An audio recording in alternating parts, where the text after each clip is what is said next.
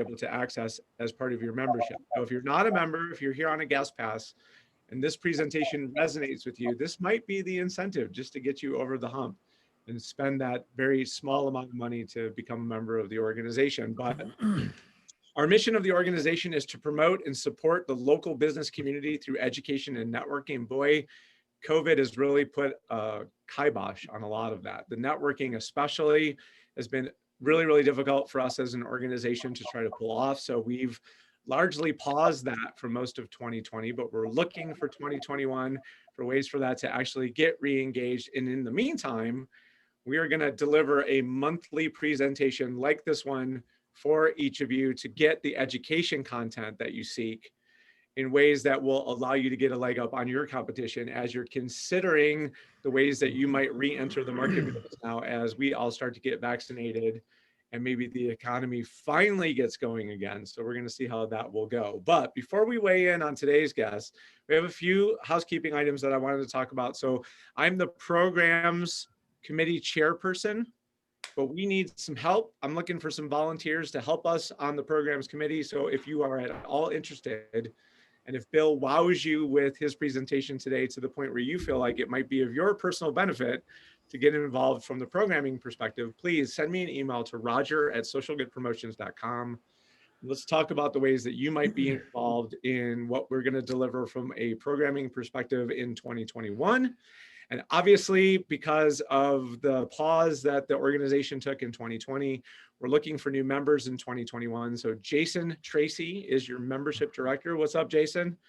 And we want to have you be actively pursuing people to refer to Jason for what he's doing, which are WWBA exploration discussions and then new member interviews. So he's really highlighting and spotlighting people who are joining the association. And we're using content like this to help be some of the impetus to grow our membership base. So if there are people that you think that would benefit from hearing some of the messages that we're going to present in this series, why not reach out to them and suggest that maybe they schedule something with Jason to determine whether or not membership in the association would be of value to them.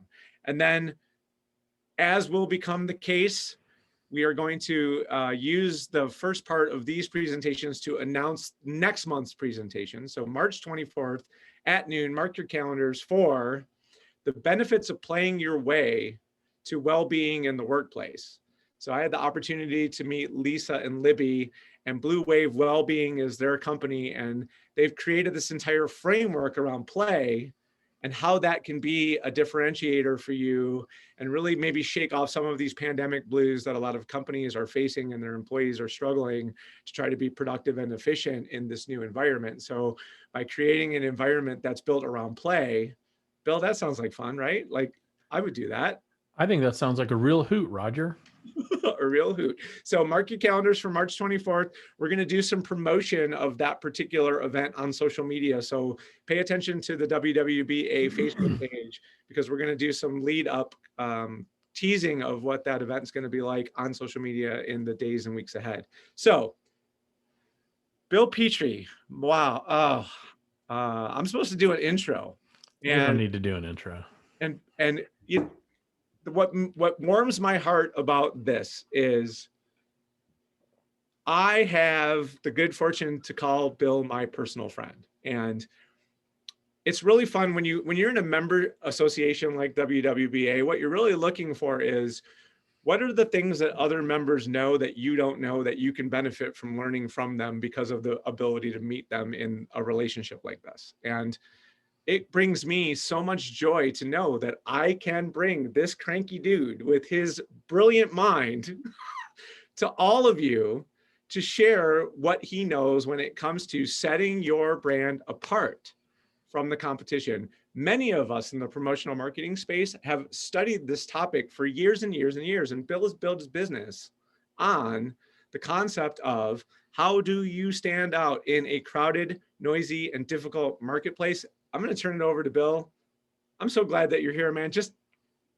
It's all you, buddy. Go ahead. Honored to be here. You know, you guys are in such great hands with someone like Roger. You know, like he said, I am fortunate to call Roger a close personal friend, even if I can be a little cantankerous at times. But you know, he is so dedicated. His heart's always in the right place to serve others. And so when Roger asked me to do this, and I asked a little bit about, you know, WWBA, and you saying, you know, what the organization's about, what you're trying to do, I couldn't say yes fast enough. So I'm truly honored to be here, and hopefully you guys get some value out of this. If you have any questions, don't hesitate to interrupt me. I've been married for 26 years. I'm used to being interrupted. I'm also used to being wrong. So don't tell me if you think I'm wrong. Don't hesitate to tell me if you think I'm wrong. So again, I've been married a long time. So the company I run, I have a business partner as well, but I'm managing partner of a company called Brandivate. We serve generally the promotional products industry, both suppliers and distributors. Roger's a distributor of the promotional products industry. And what we do is we're a complete marketing, creative, and advertising agency where we do help our clients. We do business outside the promotional products industry as well, but we really focus on trying to help people, as Roger said. How do you stand out in a crowded marketplace? We're going to talk a little bit about that today, but I'm vain enough to like my own logo enough. I have its own dedicated slide. So there you go. Now we can move past that. So we know that the pandemic has hit all of us in one way, shape, or form, maybe by a lot of us, many ways, shapes, and forms. Um, uh, but that's just one business problem we all have. You know, that one, as we seem to have turned a corner, hopefully, and maybe by the end of this year, things will be back to quote unquote normal, or what that's going to look like. But there's still other business challenges we have. And one in terms of all of us, and regardless of the industry, is globalization, in terms of understanding other cultures to help you penetrate new markets. As people immigrate to this country, that's a challenge to understand their ways of doing things. Innovation is always a struggle to innovate while maintaining a sense of control over your organization. We all know we need to innovate, or if we're not growing, we're dying, right? If you're not innovating, you're regressing. The government, it's always a challenge because there's always shifting regulatory controls. It makes it difficult to understand how it's going to impact your business, whether it's tariffs or other things. Technology, as Roger and I's mutual friend Paul Bellantone would say, the pace of change is never slower than it is today. And technology, when I think of technology, I think of that quote, because things are moving faster today than they ever have been. And so how do you maintain a long-term technology strategy while remaining flexible to take advantage of unforeseen developments? The supply chain. The supply chain today is so different than it was 5 years ago, let alone 10, 15 years ago. Companies carry a much smaller inventory than ever before. So each organization needs to create some sort of a supply chain strategy that ensures low cost, but minimizes disruptions, whether it's weather, which my business partner lives in Houston, Texas. I live in Franklin, Tennessee. She was out of electricity all last week for the most part, and so we became a one-person operation for the week. That happens. That's something that happened to us. So whether it's weather or competition for raw materials or wildly changing commodity prices, the supply chain. And so while all the above are challenges, and you could always throw in the millennials or Gen Z coming into the marketplace and how they shift the way things are, there's one challenge, I think, even with the pandemic, that really supersedes all the others. And what I always liked, I love this slide because this is how all of our clients see us. It doesn't really matter what industry you're in. Unless you have a proprietary product, and if you do, then this may not apply as much, but unless you have a proprietary product or service that only you can do or you possess, this is how you look to clients. And I'm sure all of you feel like this from time to time. I know I do. I don't want to speak for Roger, which means I'm absolutely about to speak for him. I guarantee you he feels that way too. So as this is why so many clients shop on price alone, because this is how they view us, regardless of the industry. We want them to see us like this, though, right? We're one This is what we need our clients and prospects to see us like. We're different. We're creative. We stand apart. We do things differently. We have a different value proposition, whatever it is. And so to me, that's the most challenging thing to do, is to stand out in a crowded marketplace. And that's what Roger used to introduce me. And I think it's even more so today, trying to connect with your audience in a virtual world, right? We've all been cooped up for just about a year now. We go out and do some things, very little here and there, but we don't easily have quick in-person meetings anymore. We don't hop on flights like we used to. We don't stay in hotels like we used to. Even something like having a business lunch with someone across town is fraught with all manner of, well, what have they been doing? Have they been safe? Have they been washing their hands? They've been wearing masks everywhere. What are their kids doing? It comes with all these things. And it obviously depends on where you're at and what's even open. So how do you not only connect with your audience virtually? That's one question, but how do you connect with them to move them to action in a way that differentiates you? And you might just want to be top of mind. You might want to launch a new product. You might want to, maybe you're launching a company. One of the things I did during the pandemic, when my grandkids asked me, Papa, I don't have grandkids yet, what did you do during the great pandemic? Oh, I resigned my job and decided to start a business. That's how smart your grandfather is. But that's exactly what I decided to do. Maybe you just want to drive sales, but how do you stand out among your chosen target audience? Does anybody know who this is? And you can just kind of wave your hand or whatever. That's Jack Welch. He was CEO of General Electric from I think it was, what is it, 1981 to 2001. Excuse me. And during that time, when he was CEO of GE, he increased their market value from $12 billion to $280 billion. That's a pretty good 20-year run. He made 600 acquisitions during that time as they moved into emerging markets. And Welch pioneered a policy of informality in the workplace, allowing all employees to have a small business experience at a large corporation. And there was a time I lived in Westchester County, New York, and there were a lot of friends who lived on the other side of the New York, Connecticut state line that worked for GE, and they absolutely had that entrepreneurial experience while working for this giant corporation. But the one thing I love most about Jack Welch is some of his quotes and his philosophies about business. He said, if you don't have a competitive advantage, don't compete. If you don't have a competitive advantage, don't compete. And when we're in a competitive marketplace where a lot of people are selling exactly the same things we are, or at least our clients think that we are all selling the same type of product or service, that makes it very difficult. Welch had a philosophy that a company should either be one or two in a particular industry, or leave it completely. And that's why GE would bounce into entertainment and they'd bounce out and they do all those things. I'm not advocating anybody here do that, but it's an interesting perspective. So what I'm hopefully going to do today is help you find that competitive advantage, help you gain market share, create those long lasting relationships, even if it's virtually, and stand out in very crowded and very saturated marketplaces. So like I said, the biggest challenge I think is to be in life. And I try to teach this to my kids. I have 18-year-old twin redheaded boys that are 3 months away from graduating high school and heading to college, which is why I'm really upset Roger hasn't paid me for this. To be very candid with you, I got to put 2 kids through college in the fall. That's not nice. But the biggest challenge in life is to be yourself in a world that's trying to make you like everyone else. And business is no different. It's really that of differentiation. And if we look at, one of the best ways to differentiate is your logo and your brand. You look at all these logos, you know what they are instantly. Even in obviously Ford, I would think in your area, you guys absolutely know what Ford is. That's not a difficult stretch. But you even see the Under Armour logo there. You know what that is, or Shell, or the Nike swoosh, or the Apple, or if you saw the Apple logo. You know those things instantly. They're instantly recognizable. But there's a difference between a brand versus a logo. And that's, I think, where we should start here. So to me, the logo identifies a business in its simplest form via symbol or mark. That's what it identifies. But the brand, and we often confuse these terms, and they're really not interchangeable.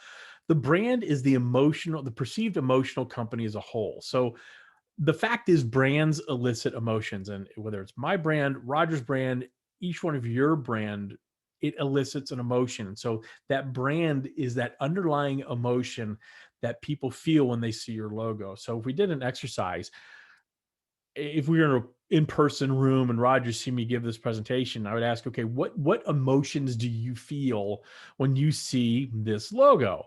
And we get a lot of interesting answers, but it generally falls onto, yeah, I feel that it's creative. It makes me feel creative. It makes me feel fortunate to be able to get information so quickly, all those types of things.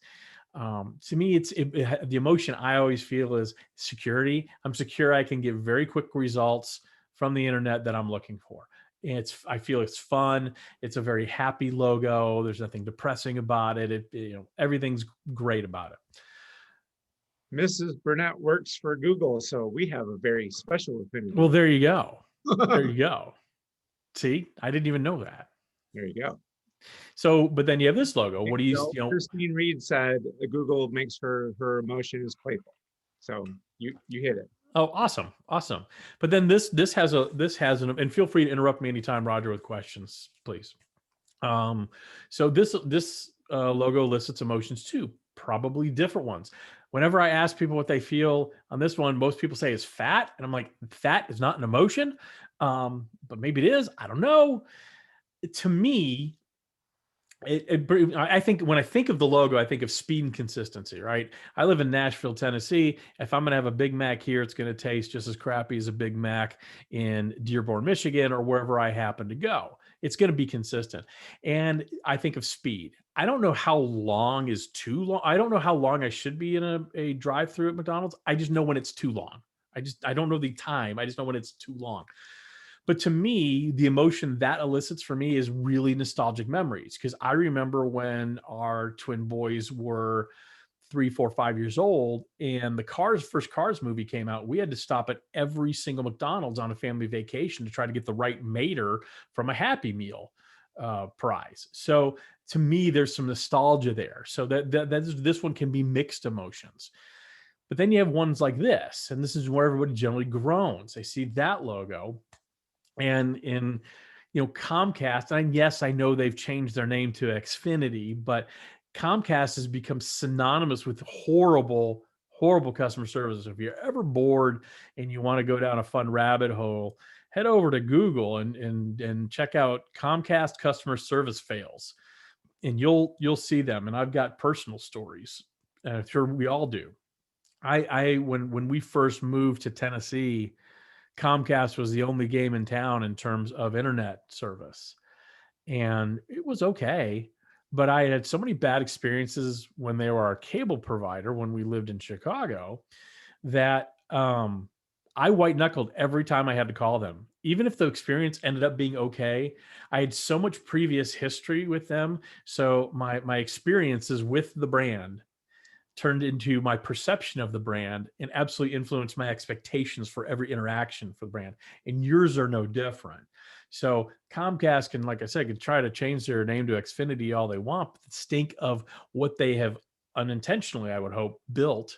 I would hope it's unintentional. What they've built is going to stick around a long, long time. And so there's all manner of emotions that can apply to a brand. So I just showed you those 3 logos, and what we really talked about though was the brand. So like I said, in its simplest form, a logo is a manifestation of your brand. So it's really critical to know what you put your logo on. Why promotional products play such an important and critical role in any marketing effort, because that logo does stand for your brand. So if we look at the promotional products market, media buyers rank promotional products highest when compared to other media. Number 1, the ability to achieve long-term memorability at the cost of paying for a single exposure. If Roger walks around, and I think he's wearing a Social Good Promotions half zip right now, he paid one price for that. He's going to have a number of, every time he wears that, he's going to have impressions on that very half zip. So every time he wears it, the cost per impression keeps going down and down and down, which makes it a much more valuable advertising medium. And we have flexibility to match any sort of budget. With the ability to bond an audience to an advertiser. That's a big one. People like free stuff. I mean, I don't think that's a shock to anybody on this Zoom that people like free stuff and like it a lot. It's very audience friendly, and it has the ability to generate traffic and engagement, whatever you're doing. Even virtually, it has that ability. Promotional products have the ability to do that. But there's really a sixth one, and it's my favorite one. Promotional products is the only form of advertising where the intended audience says thank you. Has anyone ever said thank you as they're desperately trying to click skip this ad when they're watching YouTube?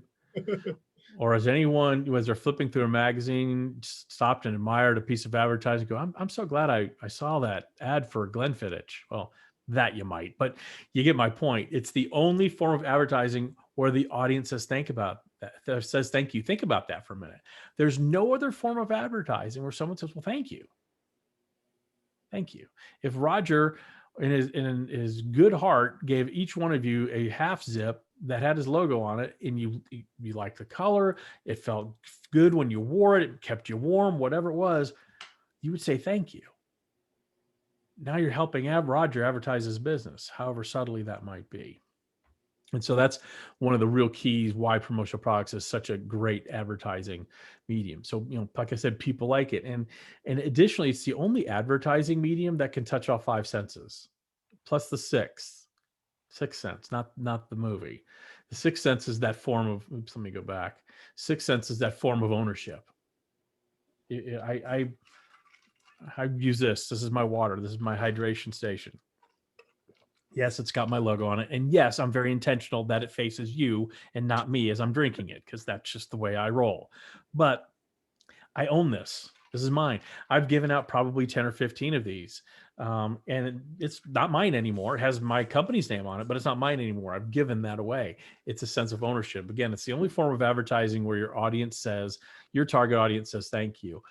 If you don't know who Seth Godin is, I would recommend you pick up a couple of his books. His most recent one is called The Practice. He's a extremely bright, extremely irreverent, and extremely brilliant marketer, probably the most brilliant marketer of our time. And he has a great quote, and it's perfect for promotional products. The most valuable forms of marketing are consumed voluntarily. No one likes commercials. I mean, most of us don't even watch commercials anymore. We're either streaming our shows, or if we've recorded it on a DVR, you're fast forwarding through the commercials. You don't voluntarily consume them unless it's a Super Bowl. That's a different event. The most valuable forms of marketing are consumed voluntarily. And when you give somebody something that they want, that is volunteer marketing. That is give marketing. So if we look at the annual U.S. promotions product sales in billions, I am scared what it's going to say for 2020. It's going to be probably around 16 billion, I think is the best guess. But that's the arc. That's the arc of the promotional products industry last 19, 20 years or so. It's been a very growing, a very robust industry. We had the dip here, obviously, and we're going to have another one right there as soon as we get the numbers. This was the housing crash, 2009, when the economy kind of went down the tubes, and we're going to have the same type of thing. But it's a very resilient industry. And the reason I share this, I want to get some background on some other things I'm going to share with you. So where are people, what are the promotional products trends? Well, wearables are still number one. 35% of the industry sales are wearables. People like, whether it's t-shirts, whether it's caps, whether it's quarter zips or half zips that Roger's wearing, whether it's outerwear, it's things that are wearable. And second place is portable electronics accessories. That is at 12%. I expect that to be a lot higher next year with so many people working from home and so many companies trying to ease that transition, whether it's for camera covers or other things, mouse pad, whatever it is, to make people feel a little more welcome at home. Third place, I always find this interesting, is the weird other category, and that's like food, umbrellas, and note cubes, and awards, calendars, things like that. Then it starts getting down to writing instruments, things you'd expect: writing instruments, bags, drinkware, office and desk. Again, I expect that to increase quite a bit because of the pandemic, and then computer accessories.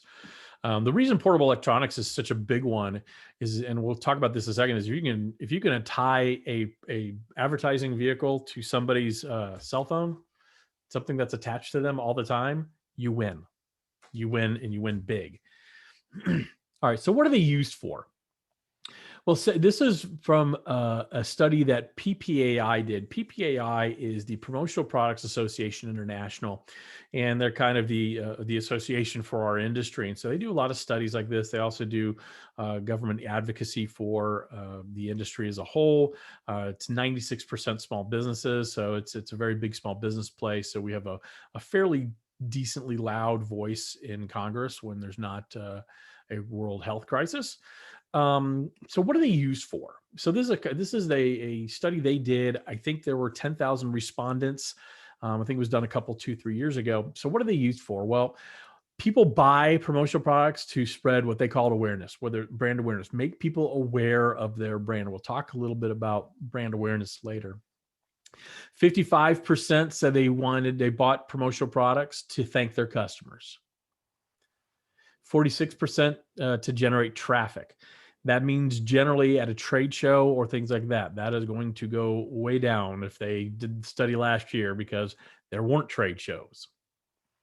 And then 44% used them to secure referrals. I think when most people think of the promotional products industry, they think really in terms of, oh, that's the stuff you give away at a trade show. And that is part of it. Don't get me wrong. But there's so much more depth and breadth in what promotional products can be used for. And again, we'll talk a little bit about that. So are they kept? That's the big question. When I was a distributor, much like Roger was for 15 years before I got into the service provider sector of the industry. And one of the biggest pushbacks would be, well, how can I know they're not just throwing them in a trash can? And there's two answers to that. One, you can't. And then two is actually you can. Let's make sure we get the right promotional product for your message and your target audience, and they won't throw them away. So are they kept? Absolutely. 58% of the people asked owned 1 to 5 in their mind. This is just something to fill out. They own 1 to 5 promotional products. 24% own 6 to 10. And this is my favorite stat. 47% of them kept them for more than a year. Okay. And when you factor in sometimes promotional products that they might be thinking of is a mint tin. So you eat the mints and then you are generally going to throw away the packaging. So it does have a limited shelf life. I think that's a really important step that people keep promotional products. I'm sure each of you can think of your junk drawer in your kitchen right now. And there's either a pizza cutter, there's some sort of a weird rubbery jar opener. People keep promotional products that are useful. Why are they kept? 81% said they're useful. I use them. Whether it's a writing instrument, a backpack, a cooler, they use them. 14% said they were attractive. 12%, this was an interesting one to me. 12% said they kept it because it had the contact information of the company or person on them. So that's interesting. And then 53% say use that promotional product once a week or more. So again, we talk about that residual advertising benefit. We talk about that cost per impression. Each time somebody uses it going down, there's some empirical proof of that right there. And then where do people keep promotional products? I love this one. Anyone want to guess where people keep most of their promotional products? Anyone? Yes. Why? This should be in person. In their office. All right. Bueller. Who said? What did you say? Christine said in their office. In their office. Wrong. In the kitchen, 91%. But that was a great guess, Christine. 91% keep them in the kitchen. 91% keep in the kitchen. But right behind them is work. So right there, that would qualify as the office. So not too far behind. And then 25%, they'll keep them on their person. So in their purse, in their wallet, on their phone, things like that. Like I said earlier, one of the pushbacks I always get, well, how long are people going to use them? I love this one. 60% of the respondents kept promotional products for 2 years. And a lot of people keep them longer. My favorite example of this. Now I want to ask everybody, just kind of think about your linen closet. If you have, hopefully you have a linen closet in your house and you have beach towels for the 14 days that Michigan allows sunshine and temperature above 80 degrees. I'm kidding. Hey, that's true. Hey, I lived in Chicago for 5 years where there was 210 days of state mandated gray skies. So I get it. But if you have a linen closet, think about the beach towels you have. Think about how long you've had those beach towels. Have you ever thrown away a beach towel unless it became so worn out you had to throw it away? People keep promotional products. I love the beach towel example because it's got a huge area for branding and people keep them. I've never turned down a beach towel unless it was promoting something I was really against. I would never turn down a beach towel. So people do keep promotional products. That's why working with a promotional consultant makes such a difference, because they will help you find the right product and right vehicle for your messaging. So what do the recipients really say though? So 73% recall receiving a promotional product in the past 12 months. That's a pretty important number. My favorite number though is this one. 88% of the respondents recall the brand of the advertiser. They can remember the name of the company that they received a promotional product from. 88%. I don't remember what video I skipped through YouTube to watch some sort of Van Halen tribute.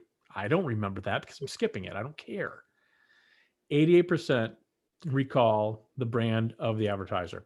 62% recall the actual message. What was the vehicle? What was it trying to say? Was it buy something? Was it come to this event? Was it wear me here? What was the message? And 59% of recipients had a more favorable impression of the company after receiving the promotional product. So almost 60% thought better of the company after they got the promotional product. Those are some amazing statistics, in my opinion. And these are not fluffed. These are actual. You can get them from the PPAI website. I'm sure somewhere deep buried there. But these are amazing numbers. So that's what actual recipients of promotional products say. So like I said, we live in a digital world, and what I love about what we do, it's tangible advertising in a digital world. So we talk about how hard is it to stand out in a crowd when, well, I send emails to my prospects and all that. And I'm not saying you shouldn't do that, but I know people who try to spend 3-4 hours crafting the perfect email, and it still takes someone less than a second to delete it.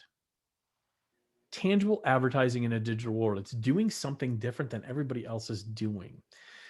When your brand ends up in somebody's hands as part of their everyday life, you've a phone wallet or something like that, you've successfully broken through that clutter and made a lasting connection. Whether you realize it or not, that's exactly what you've done. And when you consider that, that's why you want to choose that one advertising medium that touches all the senses we talked about, the 5 senses that we know about, the 6th sense of ownership, and then triggers a thank you. There's really, really no question in my mind about it, because it's tangible. There's no better representation of your brand than an inspired promotional product. Remember, at its core, promotional marketing is emotional because it represents your brand, not your logo. Your logo's on it, but your logo and the brand, and your logo is representative of the brand that elicits emotions. Okay. So how do we maximize the impact of your promotional marketing investment? That's a very good question, because we're talking about physical things that do cost money, and there's a budget involved. And we all know budgets are very different today than they were 12 months ago. So first, I would challenge each of you, if you're looking to buy promotional products, is do some thinking internally. Specifically, what are you trying to accomplish? What do you want to do? Are you trying to generate sales? Are you trying to educate people about a product or a service? Are you trying to launch a product, perhaps? Maybe you're trying to thank your clients. Perhaps you're looking at targeting a different audience than you've targeted before. Perhaps you're trying to create some loyalty among your current clients. Maybe you're attending a trade show in 6 months because they are going to come back. Or maybe you're attending a virtual trade show. And I will tell you, what I love about our industry in terms of the virtual trade shows, it really connects with people. If you're attending a trade show and you can send, and you have the budget to send attendees of a trade show something with your logo on it before the show, it's huge. It's enormous. It's a great way to connect. Maybe you're just looking for brand awareness, and we'll talk about that in a second. But maybe you're trying to create a bond with employees who are displaced now. They can't work in the office right now, so they're working from home. We've seen such a growth of that in the past 12 months, and some really creative uses of promotional merchandise where companies are really trying to connect with employees who are now working from home, and they have a puppy, and they've got kids who are home learning, and it's, just on some level a teetering disaster on a daily basis, and companies really want to make that easier for them. I see everybody shaking their head. As Roger knows, about 3 weeks before the pandemic, we brought home a new rescue dog, and it's a 85-pound now red tick coonhound puppy, and it has been a holy terror for me. Picked bad time to get another dog, but that's just what it is. That's just the reality. So maybe it is to create that bond, but so the next thing you need to do is partner with a promotional products distributor and provide some information to them. Number one, what is your budget? As a former promotional products distributor salesperson, I always needed to know the answer to this question, and I also always hated to ask. So help them out. Let them know what your budget is, because even if your budget is 88 cents an item, or it's $1.50 a product, whatever it is, would they have that knowledge, they can work with you and find, again, the most creative and most effective vehicle for your messaging. So what is your budget? When do you need it? Not, I better give them a fake date because I don't want it to be like, give them a real date. When do you really need it?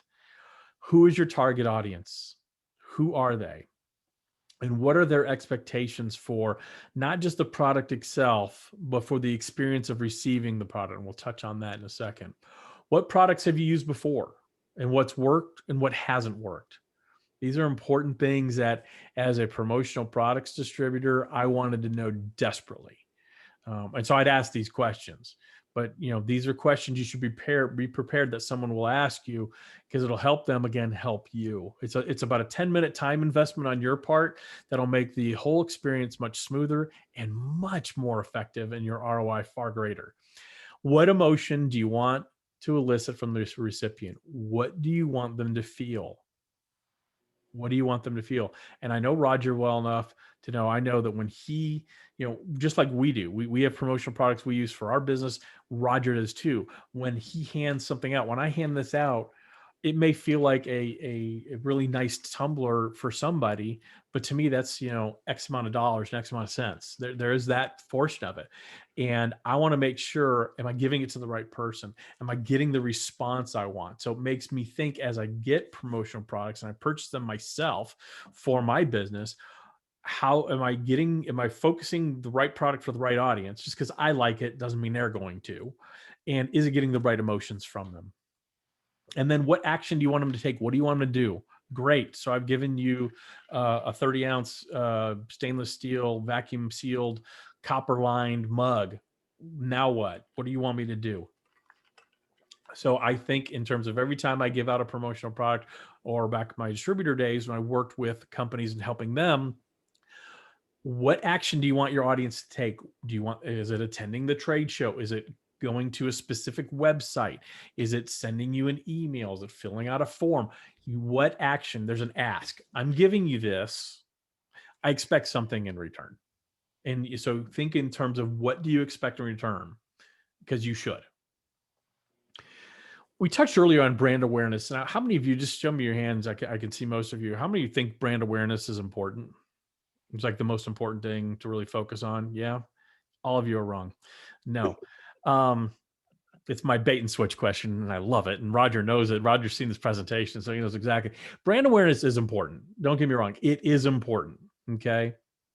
But let me do a little exercise. I don't drink soda very much anymore because I'll balloon up to a size greater than my doctor would prefer. But when I know of all these brands. I'm aware of all these brands of soda, right? My favorite there is Big Red. I grew up in Texas. I'm raised in Texas, and it's a red cream soda that is so disturbingly sweet, but yet goes weirdly really well with Texas barbecue. It's like liquid bubble gum, but dang, it's good. Anyway, so I'm aware of all these products, but if I'm going to finally have a soft drink, I'm going to have a Coca-Cola. That's what I prefer. So I would argue that brand awareness is not as important as brand preference. So when you're thinking of handing out promotional products or buying promotional products to your target audience to grow your business, it's not enough for them to be aware of your brand in a competitive environment. Like I said, I'm aware of all those other soft drinks, but I'm pretty sure that the people who count the beans in Purchase, New York for Pepsi really don't care that I'm aware of their product because I'll never buy it. I don't like it. Sorry, I don't. There's people who do great. I don't, though. So awareness does not achieve the goal of increasing loyalty, increasing sales, increasing and growing your business.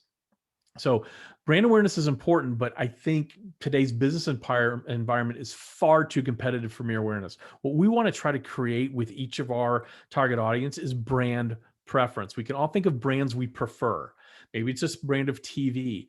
Maybe it's a brand of phone. Maybe it's a brand of clothing. We all have brand preferences. There's no reason your brand, whatever you're selling, whatever product service you provide, there's no reason your target audience can't and shouldn't prefer you over your competition. Awareness isn't enough. And promotional products help you really create that brand preference by creating a unique end user and recipient experience. So, man, that moves really fast. That is disturbing. I got to stop that. What does your target audience want? Or maybe a better question is, how do you create a truly memorable experience when delivering promotional products? And there's a couple different ways I want to share with you to do that. Number one is packaging and delivery. How your target audience receives promotional products is just as important as the product itself. We've all been given shirts for a company we've worked for in a poly bag, and then we wonder what to do with the poly bag and we throw it away and we know it's just going to end up in landfill somewhere. There's different ways to make that much more of a retail experience. Okay. So, and you can, with packaging, you can work creatively. This is an example of a promotion that it's a company in the Northwest that did this with Pizza Hut a few years back. So you see the pizza box right there, and you see the little, I forget what they actually call it, but it supports the box. So as other pizzas are stacked on them, it doesn't mash down and get the cheese and the pepperoni and green peppers. And now I'm super hungry, but it didn't get that on the top of the box, right? We all see that thing. Well, what they did is create this with a clear lens and instructions of take the pizza out of the box, put the lens in the pizza holder, close the box, put your phone in there, and it would basically become a projector. A really fun use of packaging. Very low in cost and very cost effective. I think the actual price on the pizza stand or pizza holder with the plastic lens was like, I don't know, 88 cents, 89 cents. I mean, it's very cost effective. But what a fun way to do packaging and have people buy more pizzas because, well, I want to see what that looks like. I mean, even if it didn't work that great, I want to see what it looks like. McDonald's did something in Sweden about 3 years ago with their Happy Meal boxes. You recognize the Happy Meal box. You got instructions, you folded it and put your phone in there and you downloaded a free game, and it was a little virtual reality game for kids. Again, really cool, innovative packaging. Okay, so those are big companies. That's great, Bill. What about us? What can we do? I'm so glad you silently knew to ask that question. So this is something back in I did a few years ago. This is, how about a meeting agenda imprinted on a pillowcase waiting on the arrival for attendees? We all get a meeting agenda on a piece of paper and a notebook, and half people forget them, and I don't know where mine is, or maybe it's in an app. We did this for our national meeting 2 years ago for a company I worked for. We imprinted the schedule on their pillows. We worked with the hotel and they put those pillowcases on the actual pillows. So if they wanted to know the meeting agenda, you're taking the pillowcase with you. And it was fun. It was funny. People would just take pictures of the pillowcase. They didn't want to lug it around, but it was a really memorable way to bring somebody into a meeting. right? No one loves national sales meetings. We go because A, we get to get out of town, and B, as soon as that dinner's over, we're going to hit happy hour, we're going to go do karaoke, we're going to go do whatever. This is a fun way to bring people in to that using a promotional product. Again, very cost effective. Working creatively in terms of like prospecting. So there's ways to, prospecting is very, very difficult. I'm a salesperson. Roger's a salesperson. I've never met a salesperson who can honestly tell me they like to prospect, because it's the worst part of the sales process. So, one of the things we used to do was I would ship a hourglass, had my company's logo on it, and it was a 10-minute, 10-minute sand. And it was a little cheeky note, lumpy mail. People open lumpy mail, and I'd send, I'm asking for 10 minutes of your time. When I come into your office, you turn that timer down, and when the timer's done, I'm out unless you ask me to stay. And people loved that idea because it's kind of, it's mocking the whole sales process, because nobody likes the sales process. People want to buy things and people want to sell things, but the whole dynamic feels weird sometimes. This kind of called out the weirdness and said, I'm not just going to say the whole Brian Tracy, I just need 10 minutes of your time. I'm actually telling you, I just want 10 minutes of your time. And here's a cool little hourglass to show that. If you have a traveler, if you have a sales force that maybe travels from here to there, not right now, but that's, I think, going to open up. I'm a big fan of power banks, for example, but it's not just any power bank. You can give out a power bank, but what about something like this? This is from a company in our industry that it's called the Juice Box, and it's a 4,400 milliamp power bank.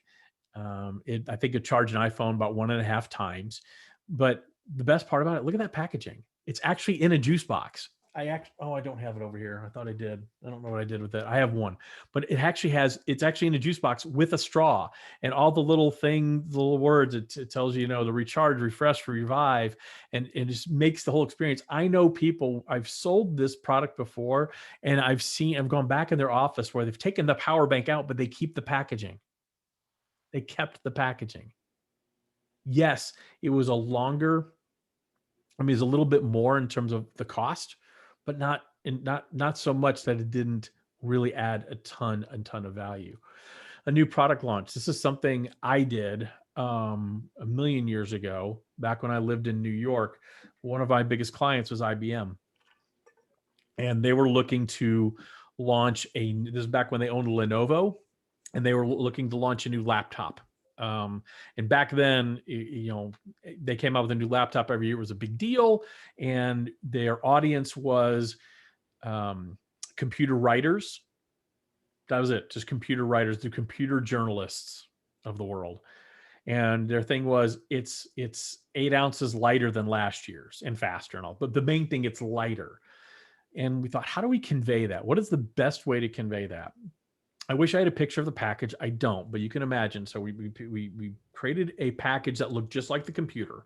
So it was about the same dimensions from a length and width, not necessarily the depth, but the length and width were about the same. You'd open up the package, and the screen there'd be a fake screen there, and it would kind of give all the details. But in the tray where the keyboard would be was a chocolate keyboard. And you want to guess how much it weighed? 8 ounces. So they could pick up the chocolate and say, this weighed 8 ounces. That's how much is now less than last year's model. I wish I could claim total credit for this. I was part of the team, but I still love this thing. It was such a great idea. They loved it, and the writers loved it. So again, there's creative ways to do this, and working with that promotional consultant will help you do that. If any of you work with retail point of presence, one thing, this is one I did. This is a Kleenex holder we did for UPS stores. It's just a foldable piece of paper in a creative shape. It looks like a UPS truck. And to augment that, we did little mint boxes for them in the exact shape and size of a UPS box. Very cost effective, but eye-catching, and people loved it.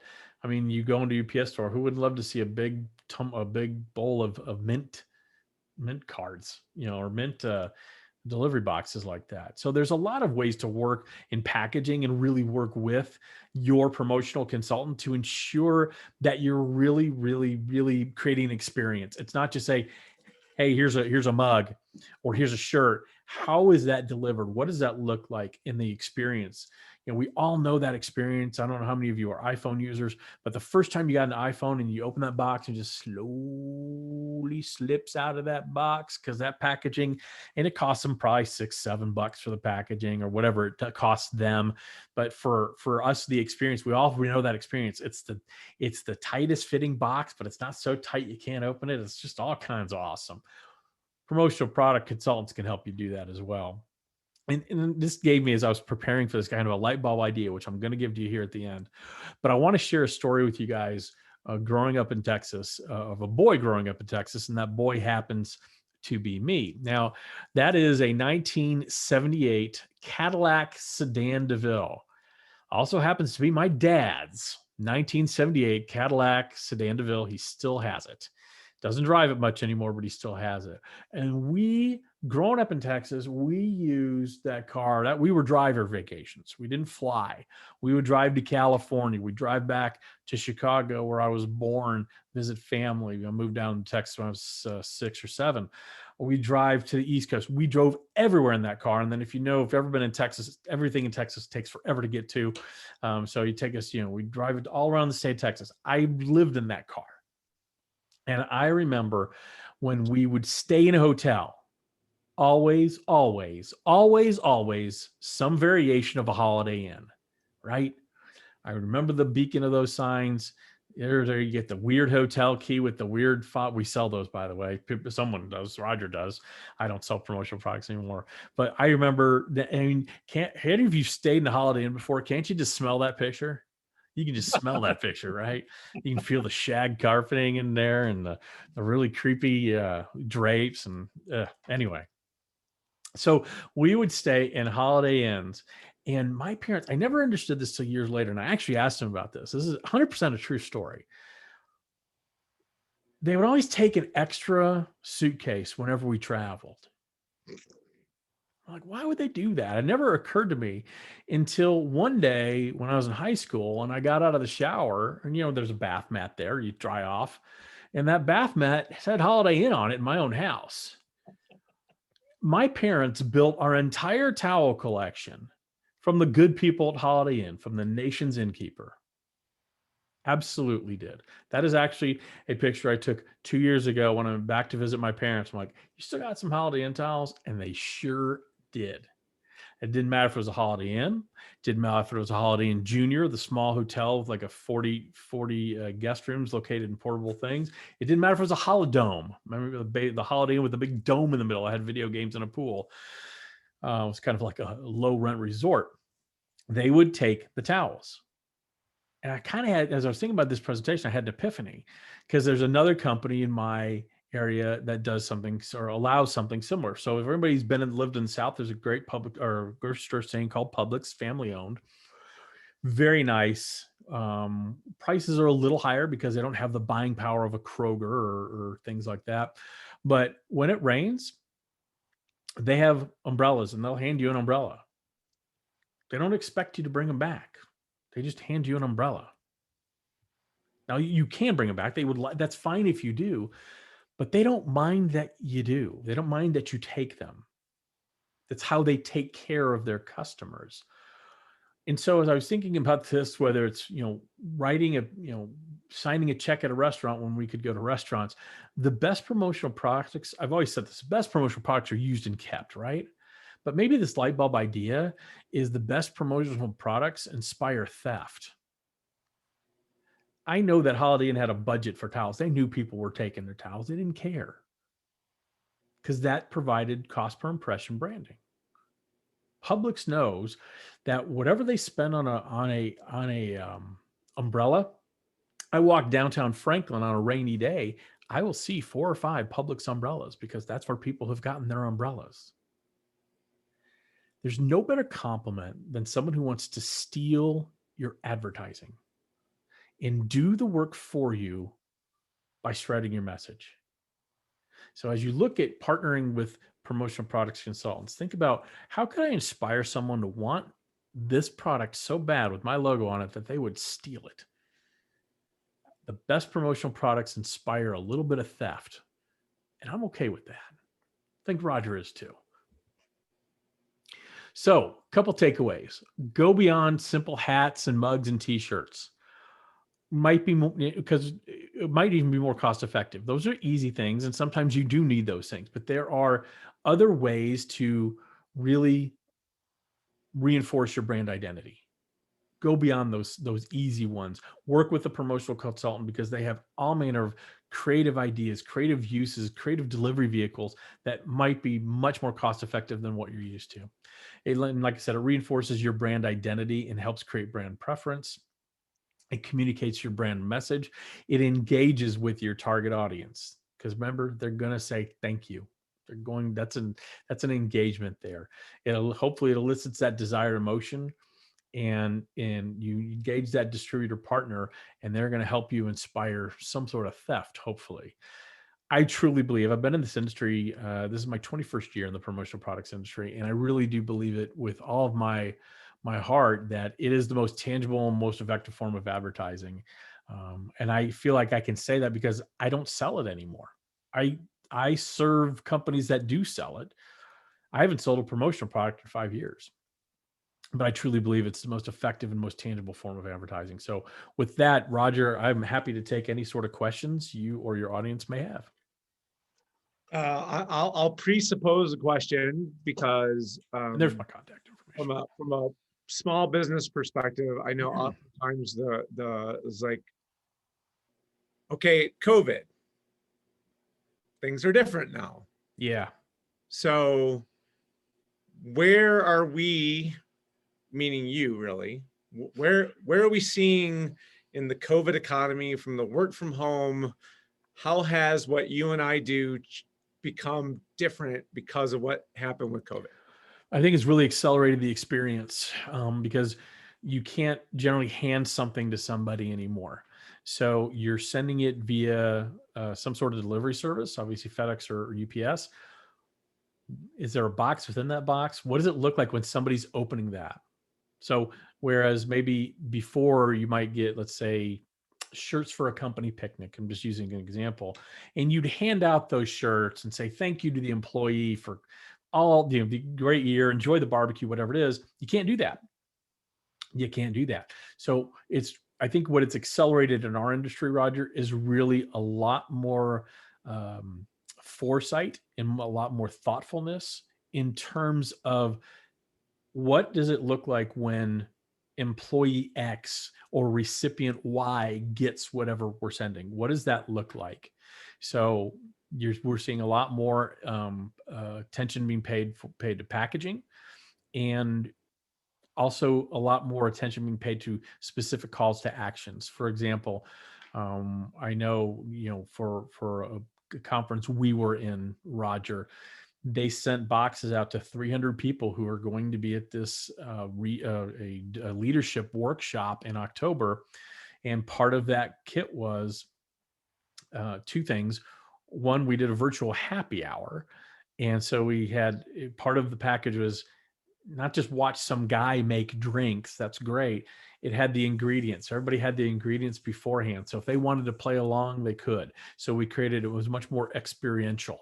There was a lunch one day where everybody was encouraged to get with their individual groups and have a virtual lunch together on a smaller basis. So there was a Grubhub gift card included. So it's thought like that really has changed what we do. Yeah, that's good, man. What we're trying to convey to all of you is this notion of the fact that culture has to extend now into people's homes. And so for us to be able to make an indelible impression on prospects and clients, you have to be able to get them to that moment when, if you watch my LinkedIn profile, there's moments where I get a box from one of my factories. And I get super pumped up when one of those comes, because I don't know what's in there. And there's this dopamine rush that happens when you didn't order it, and ooh, there's a box I didn't order. It's on my doorstep. Hey, what's in here? And the idea of being able to like take advantage of the moment when that occurs to create a memory for someone. Maybe we were not necessarily the first thing that all of you as business people thought of when it came to how do you do that for your clients and your prospects.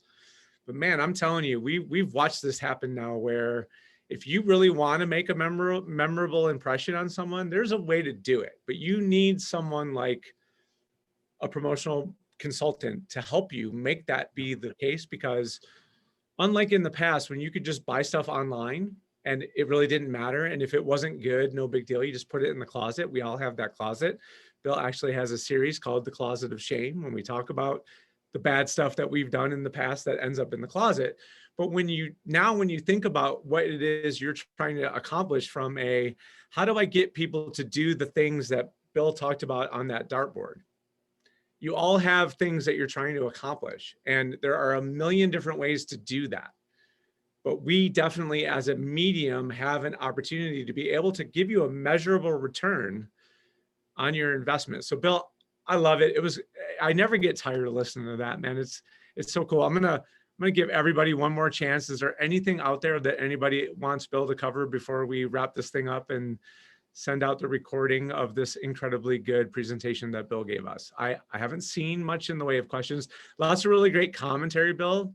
You know, it's a thing. I really like the tip to dial in your promotional item to your target audience. Thank you, Christine. It's totally true. So Awesome. Final thoughts, Bill. Wrap it up. Take us home. I hope you guys got some value out of this today. You know, I don't know if you do any sort of evaluation, but I would appreciate it if you would be honest with Roger what you thought about it. You don't have to hurt my feelings. I don't have human emotions. Roger knows this. But it's the only way I get better at doing these type of things. It's the only way I learn. So if there's something you liked, please tell Roger that. I would love that. But if there's something that, gosh, that didn't resonate, or he didn't make that point very well, or I didn't like the guy, tell him that too. It helps him make sure that the content he's procuring for you guys is as best as it can be. And the only thing I would end with is, you know, it's beginning with the end in mind. What do you want the target audience to both feel and do when they get a promotional product? If you're just, you know, handing out stuff to hand out stuff, I'd rethink that strategy. The budget you're spending is far too important to hand out stuff just to do it. I would suggest, and I'm gonna go ahead and turn off the screen share now. I would suggest really using someone like a Roger, a promotional consultant, to really help you hone in on making sure the goals that you do have in mind are achievable, and they can be achieved, and they are achieved. Quick question. Yeah. Some of us, like, I have two basic companies. I have my farm company, which I can create whatever I want, but then on my business side, I have to work with corporate. Mm-hmm. So I can't create whatever I want. And I'm sure there's many others. Teresa, you work with Howard Hanna. You have to use their logo. I have to use corporate's logo. Mm-hmm. So we can't be as creative. Is there a workaround on that? I mean, the logo that my corporate has, it's not, it's ugly. Let's just put it that way. How can you work around something like that when you just don't like it? Well, not knowing the logo, so I'm kind of flying a little blind here. There's always ways to make it a little more subtle. For example, on apparel, I'm a big fan of tone on tone. Unless I'm standing up and I'm selling something, like I'm literally on a soapbox, I love my logo, but I don't love it so much. I want it like all over the place. I want it nice and subtle. I want it nice and discreet. So again, working with a promotional consultant, they can help you kind of accent the things you want to accent, and maybe make the things that you don't love so much, maybe hide them a little bit. Okay.